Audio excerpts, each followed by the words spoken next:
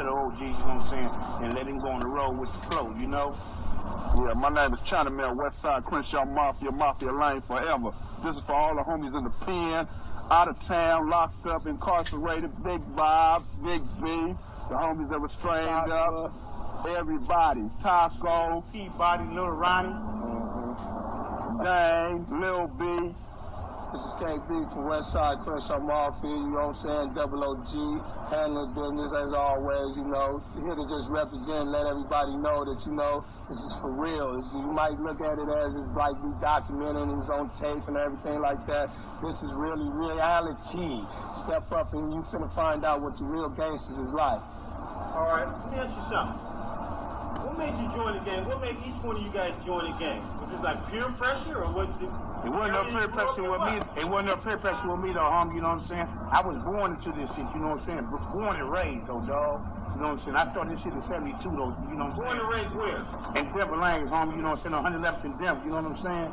Hey, straight in the heart, you know what I'm saying? The whole store was right there on Big Ass, you know what I'm saying? All up and down this motherfucker. But we making money though, as little young ass motherfucking gangsters though. But at my big brothers, you know what I'm saying? They was OG lanes. They the one that started this shit in 67 though, homie.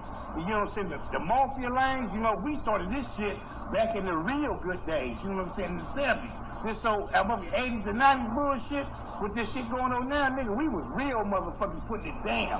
All them on Rice Krispies, Groovers, all the motherfuckers couldn't stand shit with us. But we really put it down though, homie. You know what I'm saying? And it's like this though. A motherfucker is growing up though, homie. All these little young gangsters out here now is coming up though. Y'all motherfuckers, y'all better realize though, homie, you know what I'm saying? We was real back there, y'all real here, you know what I'm saying?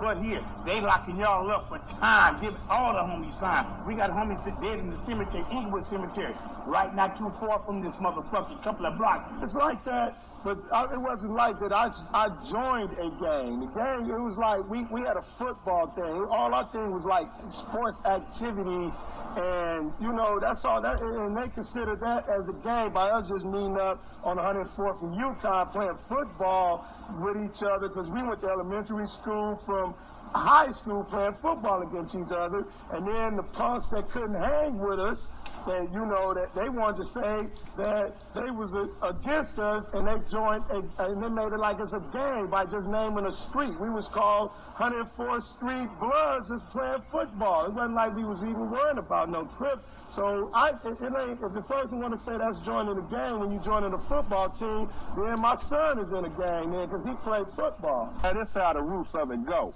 You know what I'm saying? I grew up in Inglewood all my motherfucking life. On the same block, 101st in Crenshaw. You know, it's like this. When you grow up with your homies all your life, you consider a gang to the white people. To the white people, it's a community. To the police, it's a neighborhood. So we gangsters like a motherfucker. That's true. So whatever you want to call from that, that's what they do. You know what I'm saying? It's a community, but since we in it as black men, it's a neighborhood, and we gangsters. Yeah. So we just gonna leave it as that. Yeah. And related though, blood, you know what I'm saying? It's like this. We surrounded by motherfucking main streets, bubble gums, Rice Krispies, boobers, and boobers. You know what I'm saying? So, therefore, the L gang is, we handling ours, though. Just fuck them all.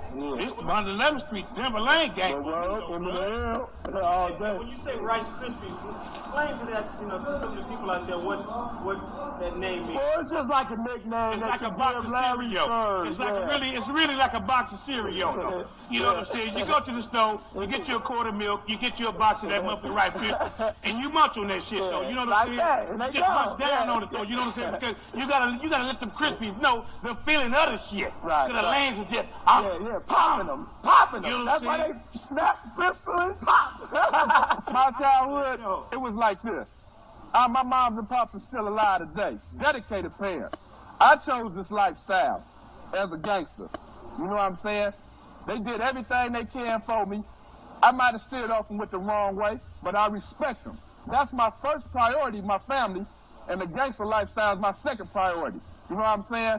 I got kids. That's all I'm living for right now is my kids and my homies, you know, and my family. But you know what I'm saying? That's my first priority, my family. But this gangster lifestyle ain't gonna never quit. Wherever you go, it's on and on and on and on. Me with myself, though, you know what I'm saying? I'm a family man. Been a family man for many years, you know what I'm saying? I got 8 kids, you know what I'm saying? I try to take care of all my kids, just like Christmas. I'm trying to do something for them. You know, it's like this here. A person is really not out here, you know what I'm saying, gang banging this and that old type of crap, you know what I'm saying? But I'm still going to be with my homies and be down with them. If a motherfucker say, you know, we got to go do something right now, you know what I'm saying, I'm going to be down. But you know what I'm saying? But, you know, it's like this, though. I'm not finna fuck with none of that old bullshit. Come to your childhood. Big well, I'm going to tell you like this. You know, my childhood, it wasn't, you know, it's not like I came from a bad childhood. You know, I didn't grow up with no dad because I lost my dad. So, you know, when I was 4. But, you know, my mama, you know, she's still working. God bless her. And I'm glad, you know, she's still on this earth. I didn't have no bad childhood. I grew up, I had everything. She made sure I played footballs. I mean, every time I wanted something. It wasn't a choice like my childhood. The only thing it was, I could say, it was probably more like it was a choice of what I made as what I wanted to do as a child and hit it for moms. You know, that's a hard question to ask. But my childhood was okay. I didn't grow up in no drug-related family and nothing like that. Nothing. Has the police ever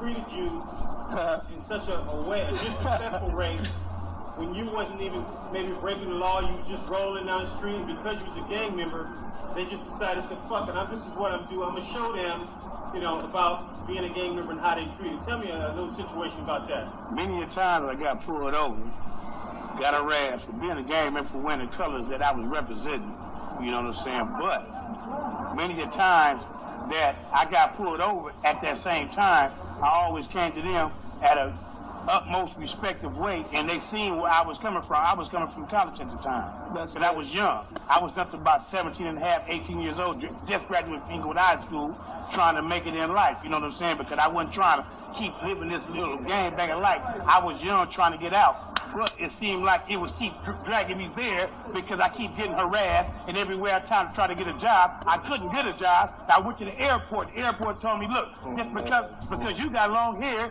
you cannot get this job here. You got to cut your hair. Why should I cut my hair as being a black man? You know what I'm saying? You got the white man out there with this long hair, you know what I'm saying, growing hair down to their motherfucking neighbors, whatever. But they get the job, but we can't get the job. What is it, because of the color of our goddamn skin or what? I'm expecting the police to get at me like this. We banging, police banging. So it just be on and cracking, you know what I'm saying? Motherfucker don't give a fuck what the police do like they don't give a fuck what we do. They got to do their job, we got to do our job. Only thing, we do our job when we want. We ain't paid on the hour. We do it when we want. Situation is always like that. You know, the police, I mean, especially like the sheriffs, they train with, they automatically train in the county jail to recognize gang members. So automatically, like my boy DC just said on everything, what hurts them most is when they catch an intelligent gang member and they know they're pulling him over for nothing. And then now they go back and tell their partner, hey, Bob, got a smart one right here. He's going to college. When you get him, find something on him. You know, just to give me a record so I can't even achieve some type of college. I've been in jail, and then what makes it so bad, you get down there and you say, your people call, oh, he's still in booking. You know? So, you know you get pulled over like that, period. You know, but if you outsmart you feel you heard, now you got to find some type of reason to take me to jail just because, you know, I'm representing a gangster. You know what I'm saying? Do you think gangs will ever end? Nah, first of all, I don't never think they're going to end because it done went too far and it's been going on too long. Gang ain't going to never end. Only thing you can do is get smarter or you can go backwards. You know what I'm saying? But it's always going to pop because it's always the person you can't tell nothing, so it's always going to go down. It goes back to what I said anyway. A gang is considered what they say. What is a gang? More than 4 people grouping as a community, right? Well, that's like a football team. Okay, well, I'll take this for an example. Police is a gang. You have to look at it like this. Me, myself, I'm 36 years old, finna go on 37. This man is around about the same damn age, you know what I'm saying? It's like this. Now look at some of the young brothers on the street. They babies. 12, 11, 10, 9, 8, 7, you know what I'm saying? Want to be gangbangers and shit, you know what I'm saying? But do you think they going to have a future wanting to be a gangbanger? Hell, motherfucker, no. You know what I'm saying? You better take your ass to school, motherfucker, where, and try to get you something up here and do it right. If you don't, you fucking up. But the ones that's gangsters and baby G's, YGs at that, because I don't, you know, no baby G shit, it's YG with me. You know what I'm saying?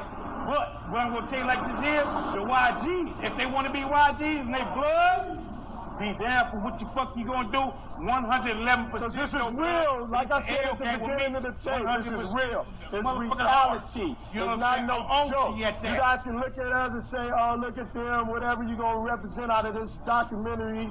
It's like this. This shit is for real.